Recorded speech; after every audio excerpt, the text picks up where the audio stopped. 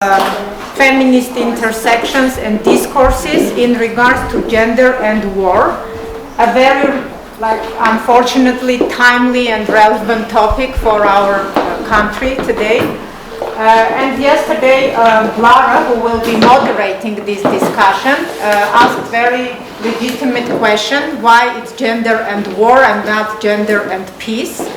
A very snap reaction was that because there are more wars, unfortunately, than peace, but it was very superficial, of course, first reaction that some of us gave. So I think it's worth exploring also why we keep talking about wars when we talk about also women's feminist perspective.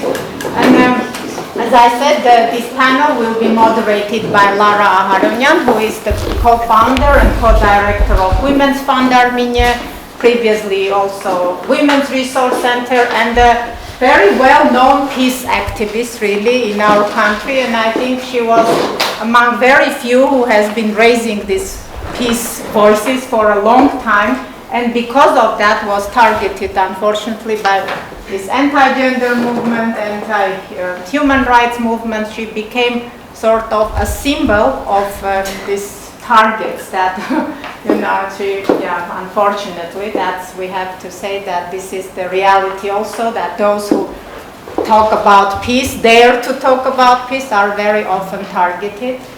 But I will give it to Lara. And I noticed that Nona's voice is a little bit not so strong as it always it is used to be, but you will manage, I think. Thank you. As you see, I survived and I'm moderating this panel today, so there's hope. So this next thought-provoking panel, also very much loaded, because we're talking about a very sensitive and difficult topic. And what is interesting that today the panelists are both researching war while living the war as well and its consequences, and that's also something we need to consider as well. And it's interesting to see how they are overcoming the obstacles when you're researching war while you're living it at the same time.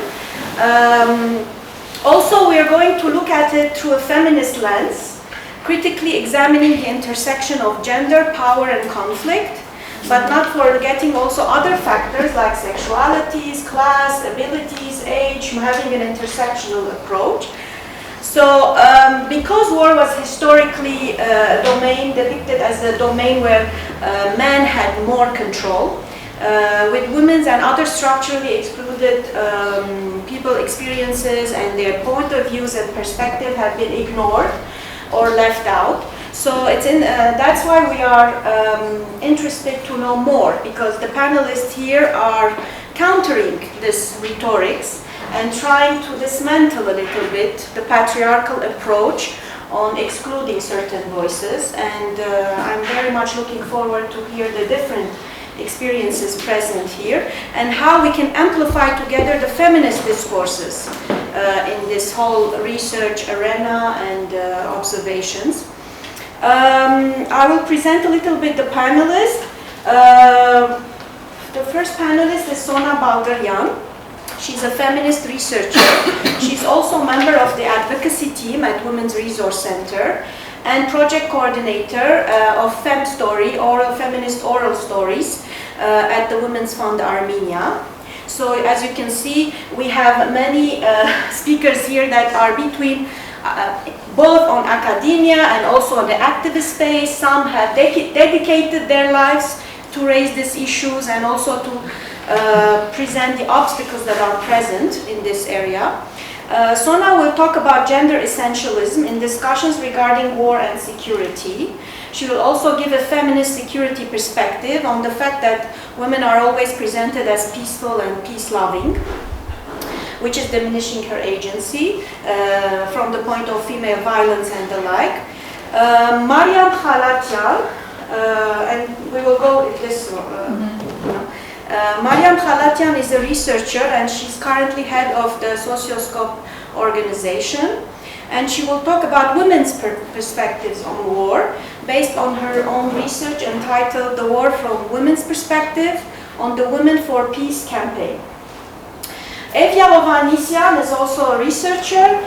She's also the Armenia project coordinator at Heinrich Böll Foundation. She will talk about the issues of compensation for property and loss after the Second Karabakh War. She will particularly emphasize the challenges women are faced with during these processes, and especially from Shushi and Harput, right? And last but not least, Nona Shahnazaryan. She's a senior researcher. Hopefully it's not closed, the Institute of Archaeology and Ethnography of the National Academy of Sciences of the Republic of Armenia. I was afraid because Lara previously said one of the institute is closed. And she's also the director of Center for Independent Social Research in Armenia. Her article and her research is entitled Peace, War and Women's Political Rights Globally, which is very interesting to see how it works out. So the panelists will present their expertise, and we will have a base for some kind of a discussion, which we will take it further to decide, how are the other perspectives. And what is interesting that we are going to talk very much locally in Armenia, the Armenia perspective, how the academia, research, and the grassroots movements and the gender stereotypes related to war are existing, the different concept of masculinities and how it's defined by war. And also it would be interesting if it's possible to take it also further and discuss how we can ensure, because gender, it's not only women and men, so how we can ensure that the narratives and contribution of many different groups, marginalized or structurally excluded, including LGBTQ plus individuals and gender non-conforming people, are included in discussions on gender and war. And if you have such experiences, and how, if not, how we can create a more inclusive spaces for their voices to be heard in this process, and of course in Armenian settings as well. So without further ado, we can start with Sona Baldryan. You have 10 minutes each, and I will show you a paper so we don't stay here till midnight. As Lara already mentioned, I work at the Women's Resource Center and also work at the Women's Fund Armenia. With the Women's Resource Center, we have a direction where we work on women's peace security agenda. And last year we were doing research on the UN Security Council's 1325 resolution. We were trying to understand, in terms of global politics, how that resolution came to be, what were the reasons for different UN bodies and Security Council member states for pushing this resolution. And this is the first time I came into the realization that a lot of these international organizations use the word gender in very essentialist terms, which means that they understand gender as men and women, and they do not have any, understanding of it besides, the usual feminist understanding of gender.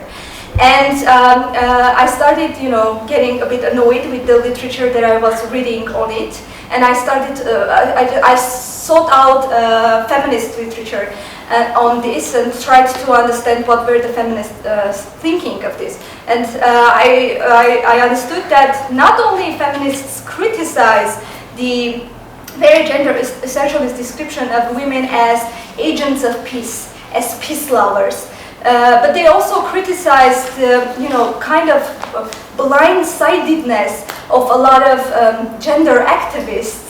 I'm not using the word feminist activist, I'm using the word gender activist. When it comes to structural oppression, things like imperialism, colonialism, capitalism, they were criticizing all this, UN, that gender activists, so to say, that work in different, international organizations that are very, essentialist in their descriptions of women. So I read this book by Lara Schuberg. Her Swedish surname is very difficult for me to pronounce. This book is called Monsters, Mothers, Whores. And this is a book about women and the reasons they commit political violence, or just violence in general. And the book starts with a chapter called A Woman Did This. And they're eliminating on the history of the type of political violence women have historically committed. One of the examples they bring is a woman minister from Rwanda that participated in the Rwandan genocide. She was the, let me get this right, Minister of Family Welfare and Advancement of Women. Her name was Pauline Hiramasuhuko, and she was deliberately directed male soldiers to rape and torture Hutu women, and she was one of the first woman to be actually convicted of crimes against humanity. Another woman from, again, the 90s were a very popular time for genocide.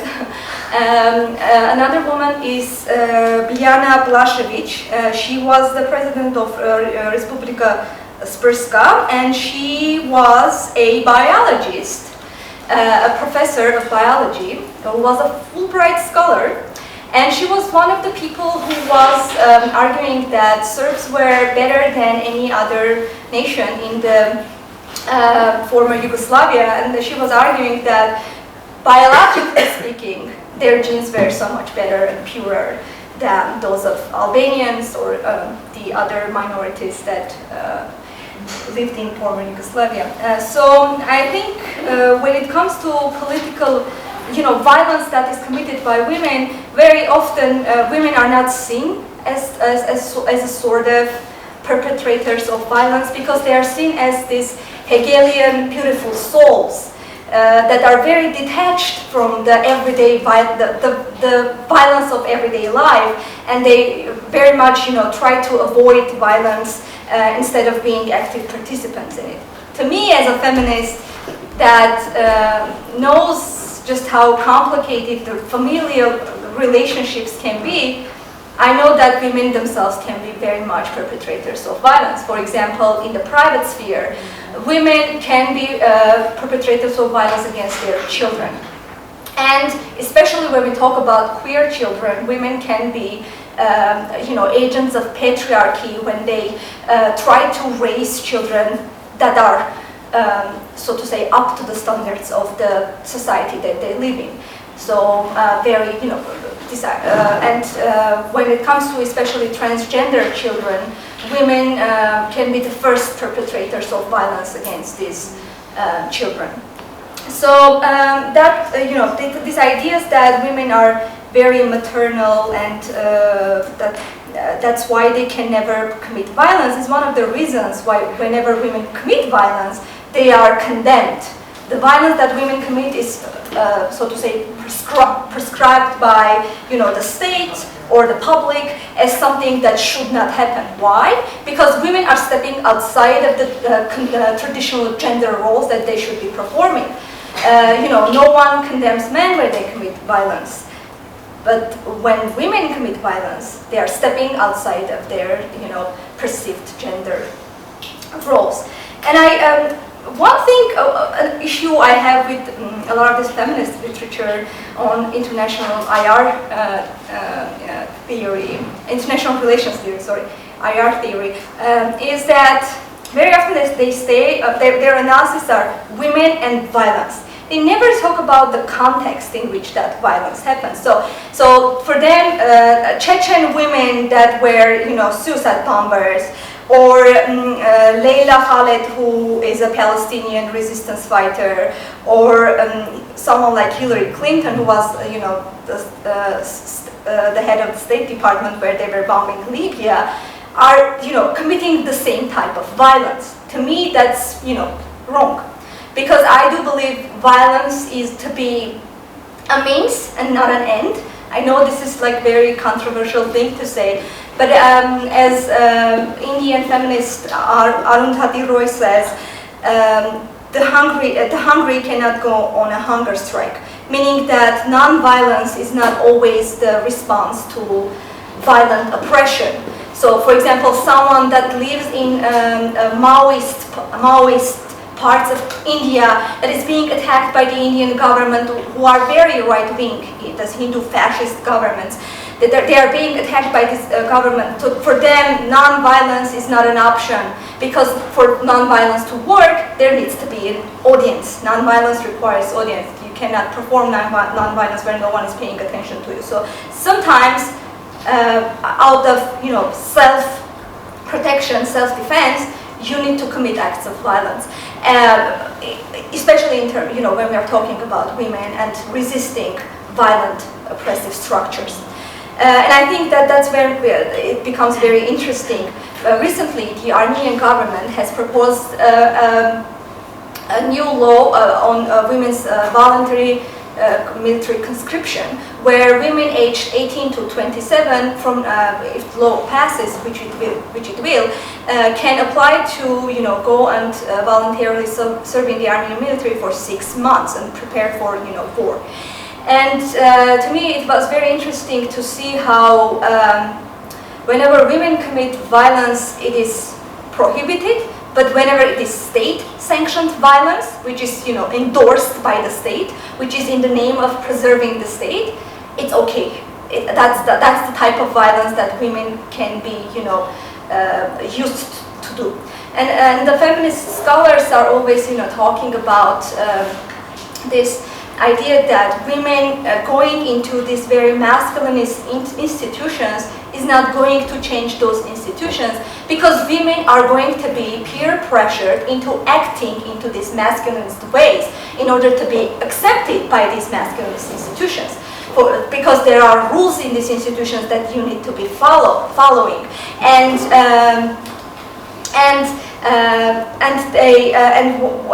what this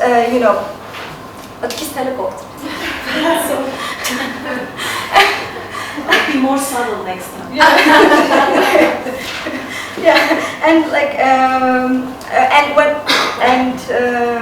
sorry, what was I saying? Women in peer pressure. Yeah, they will be pressured to act in very hyper masculine ways. And feminist scholars were also saying that when in 1991 the American military started taking women to the Gulf War, feminist activist and also scholar Cynthia Enloe wrote that this is not a good thing when the military is talking about women soldiers.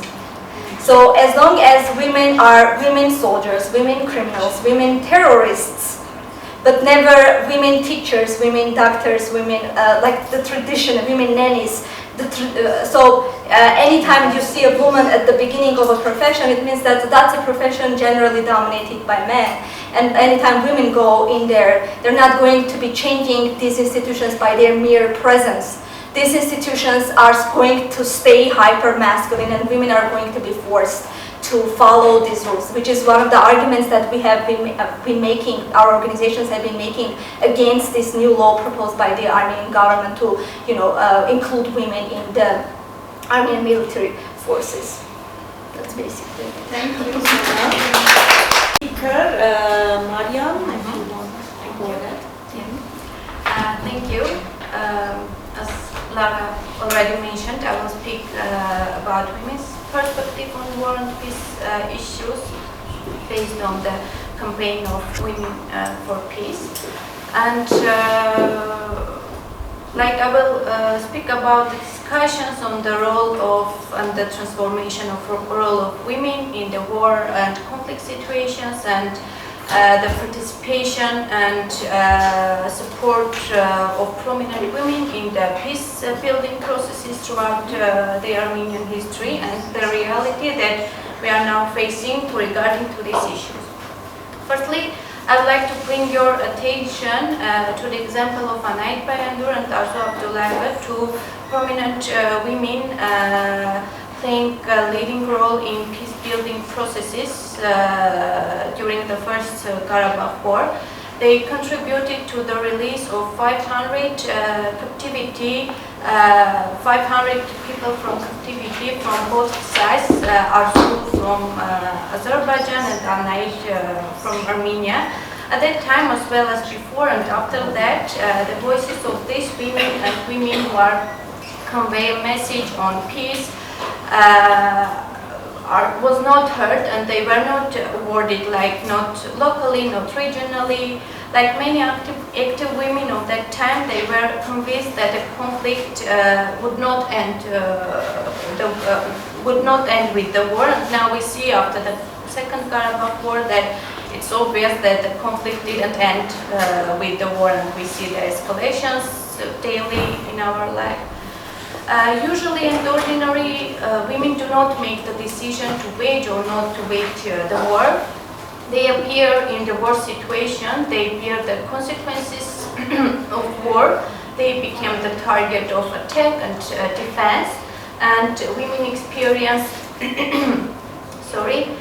the privations faced by themselves, their children, their other family member, the elderly one under their care, and women became the mother of soldier, mother of newborn soldier who will become soldier when he will get adult. She is the victim of sexual abuse, the caring nurse, the encourager, and sometimes the hero who is fighting next to the man, but will be mostly neglected in the post-war period. Women are responsible for everyone during wartime. They stand out for their resilience in crises, and the ability to make quick decisions in this wartime situation, although these decisions often do not include their needs and their wishes of these women. And they are guided by the orders of their husbands who are in front line, how to behave, how to stay in their cities or to leave the cities, and how they adapt the demands of their children and other family members, and setting aside their own wishes and needs. In war situations and in general, as a consequences of militancy propaganda, the enemy on both opposing sides are perceiving us unmanly, and by the side, women are labeled as the mothers of nation, tasked with producing new generations, and in many cases it's precisely these women who are forgotten after the war. We see that the Second Karabakh War reinforced these roles assigned to women. Thousands of women lost their husbands, sons, their brothers, and appeared in the target of political and public speculation, regularly hearing how to correctly mourn their personal own tragedy. And many of these predefined roles were previously largely unavailable for women. Like more than a century ago, women have no opportunity to be soldiers or military nurses, and these kind of achievements were, like we can say, some progressive steps for women, and some female figures were fighting for these roles as an equality.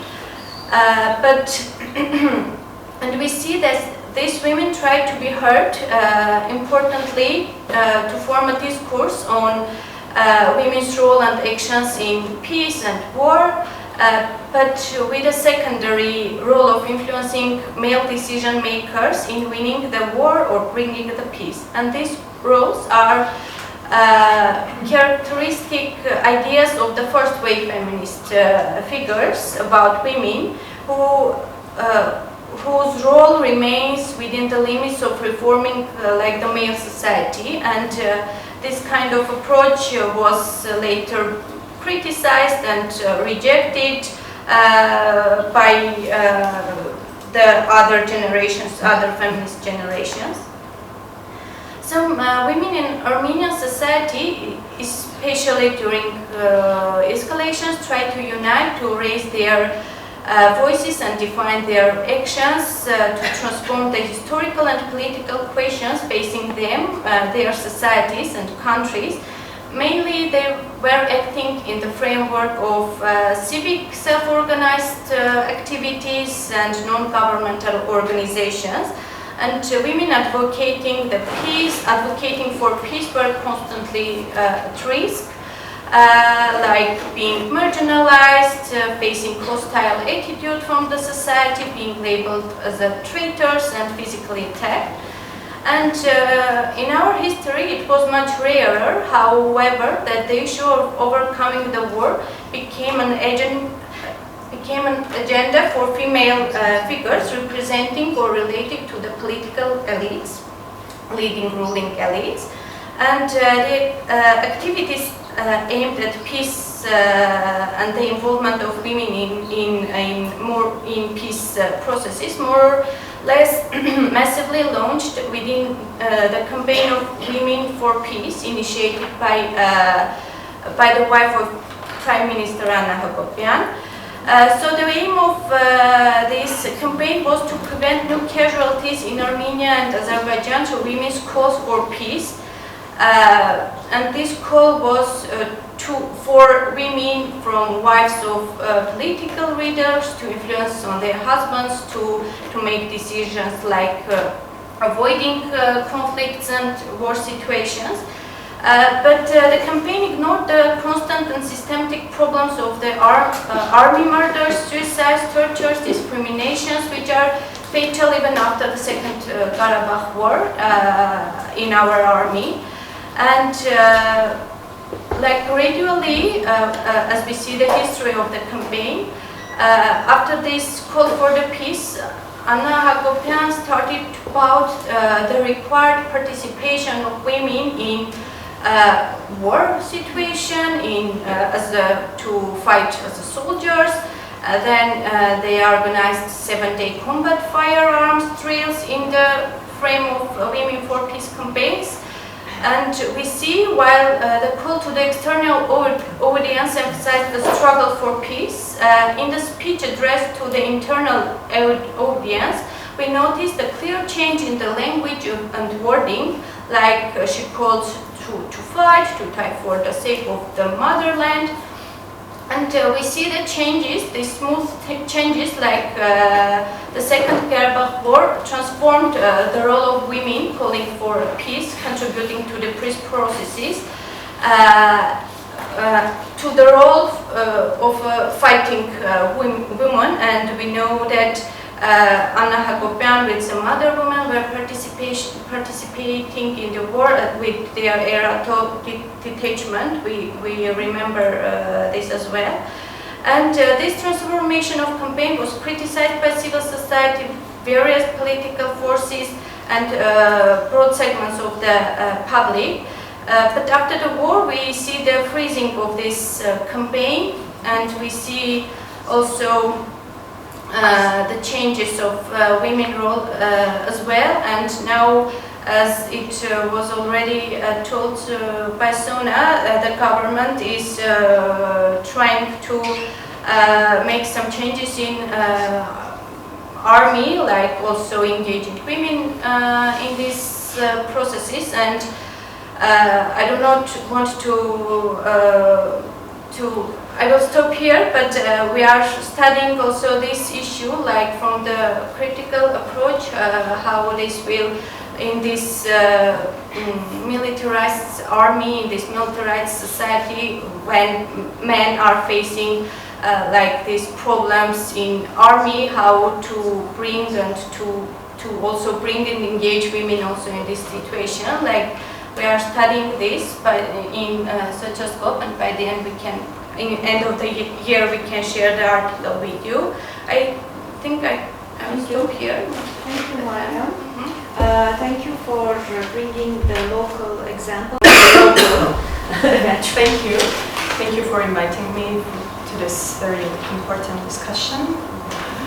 I'm going to present a more specific topic about property restitution process after the Second Karabakh War.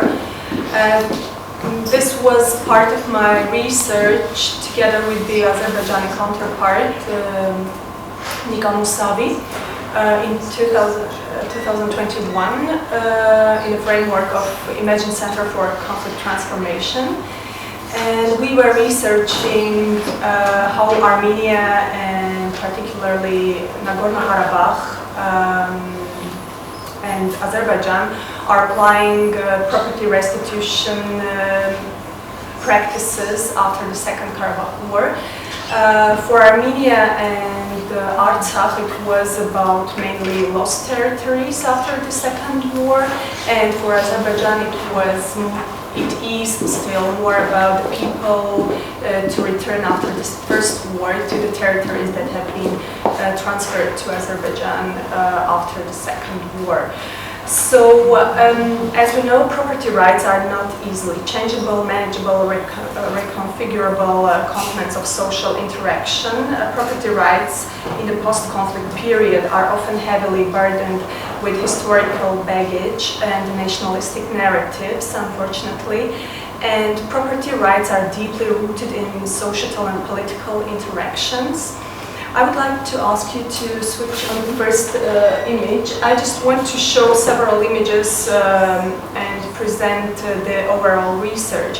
After the First Karabakh War, the properties left vacant by those who had been forcibly displaced had been allocated mainly for the use of Armenian refugees from Azerbaijan and Karabakh.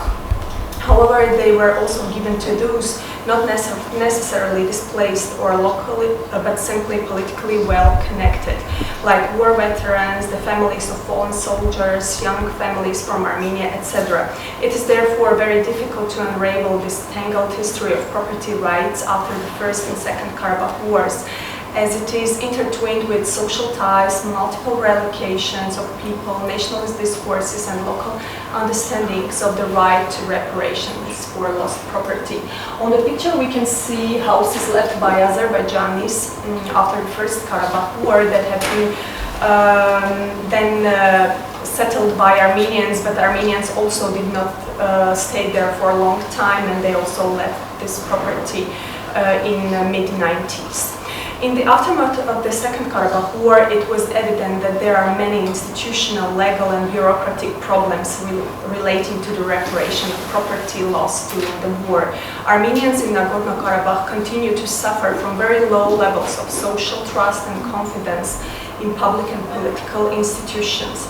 However, today, after the closing of the Khalatyan corridor, it's really hard to talk about the property restitution currently in Nagorno-Karabakh because uncertainty, as the title of this discussion is put, is even more deeper there, not only regarding the property restitution but overall regarding the security of lives of people living still there. Compensation for the lost property in Karabakh is linked to a number of other issues. First of all, related to the status of Nagorno-Karabakh and the citizenship and constitutional rights of its population. One of the first and foremost important issues relates to the transfer of territory from one state entity to another. This raises the rhetorical question: who is obliged to pay compensation for the lost property to this displaced population, let's say, for people from Hadrut or Shushi? Which side, losing side or winning side, or let's say the third side, Russia, for example? The Second Karabakh War brought in focus the return of Azerbaijani displaced persons from the late 80s and early 90s, who, according to the statements by President Aliyev, should return to their homes in their recaptured territories. Thus, the tangle of problems around the issue of compensation for lost property is becoming increasingly complicated. The second and no less important problem relates to the documentation of the property. The Armenians residing in Nagorno-Karabakh are citizens of Republic of Armenia and have passports indicating Republic of Artsakh as their residency place. The Republic of Artsakh, a state with no international recognition, could not provide documents on property rights to its residents who have been the Euro citizens of the Republic of Armenia. So there is this really gap of documentation of the property. And finally, the third problem relates to the development of the Republic of Artsakh's state assistance programs in Nagorno-Karabakh for Armenians displaced as a result of the Second Karabakh War. Here the problem of defining these programs arises, that is whether there are programs for the return of lost property, or these are just compensation or humanitarian assistance to the people who lost their movable and immovable properties. Although state assistance programs are rhetorically termed as restitution programs, according to the interviews with Nagorno-Karabakh authorities, formally these are, of course, support programs aimed at helping the local population overcome the consequences of the war. So both assistance and restitution programs calculate the quantity and value of lost property according to cadastral data and assessments, as well as information from village councils and city administrations. So we can see that neither of the conflicting sides has an interest in providing to displaced people compensation, as compensation should be provided by the party that caused the damage, which could be used as an accusation that the other side is taking responsibility for starting the war.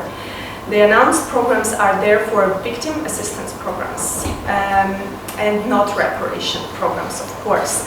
And moreover, the Armenian side has not granted any status to the DPs, displaced people, which makes it even more impossible for them to receive any assistance outside of Nagorno-Karabakh.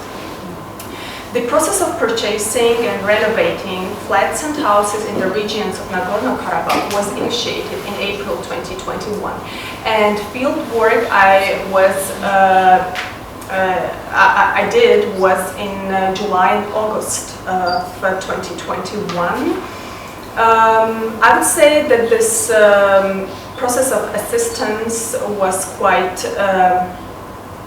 dynamic in Karabakh. I want to mention that there was another issue as well, the case of privatization of the lands during the 90s, because usually these privatization practices were done collectively, based on the family ownership.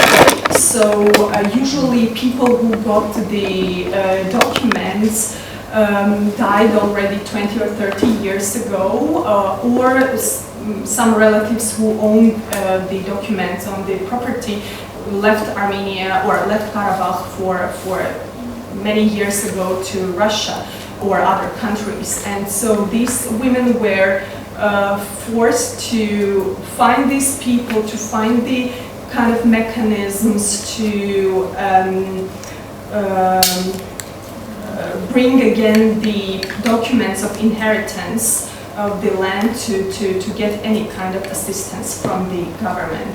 So due to these various issues, many cases are now being investigated and are in the local, in the Artsakh courts. And it's not uncommon for people lacking the relevant knowledge and not wanting to get involved in these legal proceedings to simply refuse any assistance. So I would say that many families, for example, a family who used to live in my flat during the war, and then the family from Shushi, and then they left back to Karabakh expecting any kind of help from the government. They understood that it's almost impossible to get anything because the woman with 2 kids, she was divorced, she had problems with her husband and the housing, and she just flee the country and left to Russia. So this is ordinary case.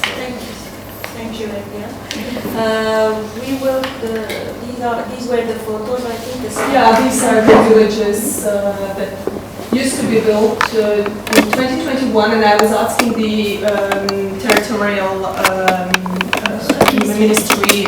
minister of Karabakh at that time, why are you constructing this? Why are you putting money in this? Because you know quite well that there is almost no, why are you giving the expectations for a future to people knowing that the war is still there?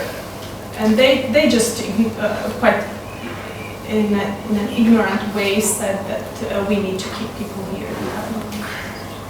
Maybe human shield? Okay, the next one is for this great event and to make it happen, and thank you for inviting me. And I was too ambitious to say that I'm going to speak about peaceful and women's political rights locally, I will try my best to tell something on that.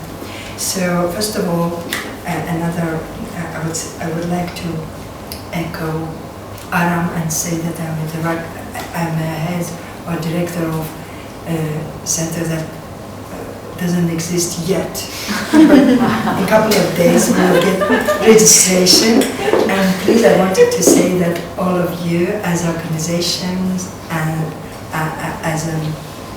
as individuals, you are very welcome to be part of our research and projects. And we'll tell about that later, more about that. So I just want to claim that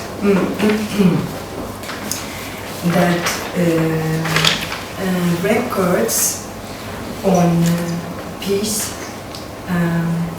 war and women political rights are contradictory, and next 8 minutes I will try to unpack that. So the thing is that the Karabakh War, first and second, and in between, I think the war actually de facto never finished. We had changed values in both Armenian societies, and mostly in Armenia. I will bring my example to explain what do I mean. So during the first Karabakh War, when in Karabakh, in Stepanakert particularly, a woman would give birth to a boy, then nobody will say, "Hey, Ashot, you have boy," and they would say "Fidai," which means that you have a soldier, you zinvor zanvets. So you have not a girl, but you have a boy. And 30 years later, when I was doing my research in Armenian villages, I just realized that sex-selective abortions and the peak of those abortions in Armenia we found in Gerakunik, which actually is even higher than in China, not in Armenia as a country, but Gerakunik, exactly this Mars, this district, the sex-selective abortion is higher than in China. It means higher than anywhere else in the world. So at the same time, why I claim that those records are contradictory, at the same time in Ararat Mars, the preference is given to girls because we have this dichotomy, fidai versus survival, because at least girl will not be conscripted to Karabakh, and at least she will survive, and we will have our child after 18 years. So I think this is a very contradictory change of values, and still we do have them, and we have to manage with it. How war affect women's political rights.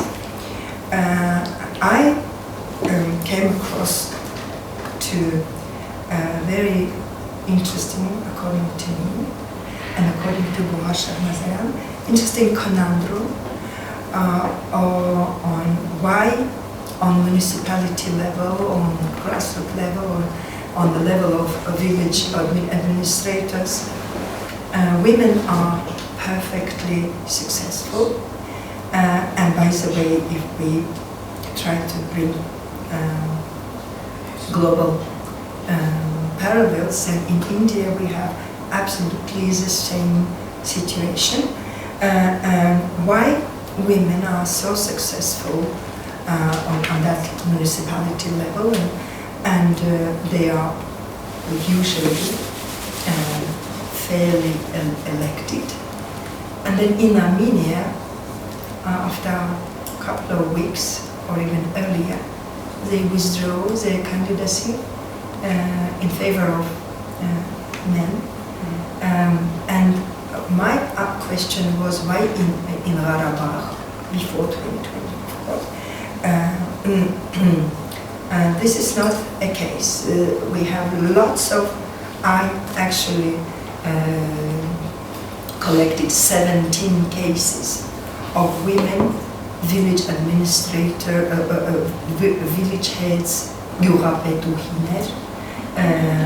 in Karabakh, and I was kind of lucky because back in 2016, together with my Canadian colleague Sevan Büyüken, we conducted interviews in Khalatyan, Shahnazaryan region, so-called Shahnazaryan region, and there was maybe 5 to 6 village Yuvapetuhis in Khalatyan, and the question was why we have this gap, and just to start and be quick, I will answer that this is because this village level is not attractive as for exercising power for men, and this is why they give this domain to women. They enjoy. So actually nothing to be enjoyed. And just moving further, the third dimension would be domestic violence. How war affect the level of domestic violence? Another contradictory record. We have this two strategy or two philosophy on narrating about this. First is, oh, she's my partner, how I can beat her? Impossible, no way, because there is no kind of job she can do. Because when I was fighting in the mountains, etc., she was doing everything for our kids, for our family, for household, for relatives. So she's my partner, no way of beating her. And the other strategy is, it seems like some people get affected by PPT, post-traumatic stress disorder or injury, more than others. Or maybe there is some class dimensions here as well. I have to think deeper, I don't know, but another strategy is reflecting victimization and treating wife as a victim, and anytime I try to think more about this, it brings me to psychology and some social, we know about this interdisciplinary strife. So usually it's not really great idea to apply to psychology as a science, being an anthropologist, but I still have to do that from time to time. I'm sorry about that, the post-study information. So, another fourth point would be rape. And even this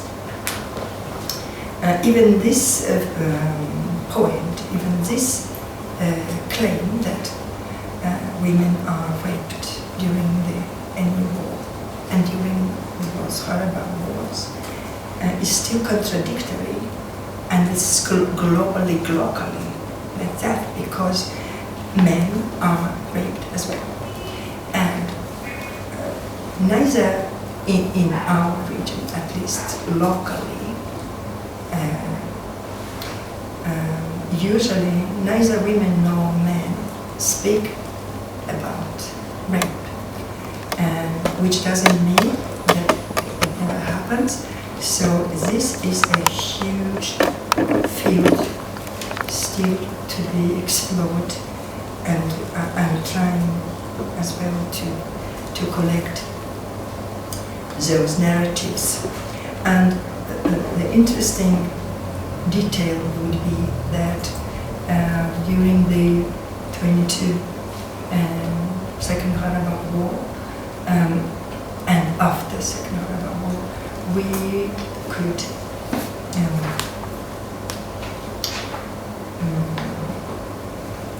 see, we could register that prisoners of war in Baku prisons, they were tortured in such a sexualized gender way, and I think team should work to understand all these messages, etc. So food discrimination is fifth point. Food discrimination. This is a little bit archetypical point, but archetypical discrimination, kind of discrimination. But still, from time to time, after First Arab War, I don't know about second one. I don't think it would be a case. But girls are discriminated in sense of food, so they will get less food compared to men for the same patriarchal ideas and ideologies and values. But still, the contradictory, it's contradictory still, but let me be optimistic.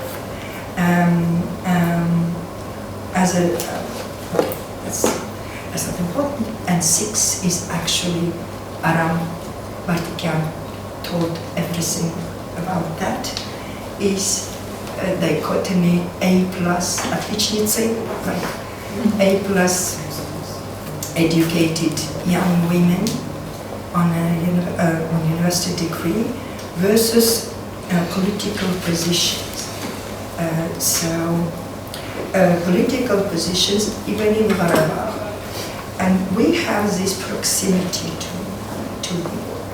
So after first Karabakh war, I was like, oh, wow, I'm so proud of my motherland, homeland, fatherland. And Karabakh is впереди планеты всей, the best, because 6 ministerial portfolios taken by women. Unfortunately, the same mechanisms, the same trigger works here, because later on, just 5 years later, I could see again Shahnazaryan, the same situation. Women were assistants of high position, high rank men. So, and I think the same maybe logic works here. When you have completely destroyed, department, you need Zolushka, which is Cinderella to make everything happen and hand it to them. 7th is again about political rights, and again contradictory, and again somebody else was talking a lot about that, thank you very much, as a division of labor, political labor, which means that women are usually Minister of Education and Sport, social works, здравоохранение, health, repeating the traditional gender roles, upbringing kids and taking care and blah blah blah, and never in my practice a minister of defense or minister of law. But in Georgia, which is neighboring country, they did that, and that was very, very kind of thoughtful. They did it deliberately. That the women, it doesn't mean that she's the best generalissimus in the world. Not at all. It just means that we are breaking gender stereotypes. And if I have half a minute, I will come to my conclusion and give recommendations, if it's possible at all in the situation. Of course, as an interim measure, I would recommend still, as a top-down strategy, I would recommend quotas, old kind quotas, just because as there is no other way at this point, without this positive discrimination, without giving space to the women, there is almost no way to bring them, to make them visible in political domain. From above, if we speak about measures like grassroots measures, I would still, ask all of you, as scholars, as citizens, as individuals, just to break stereotypes on grassroots level every day, every minute. Thank you. Thank you.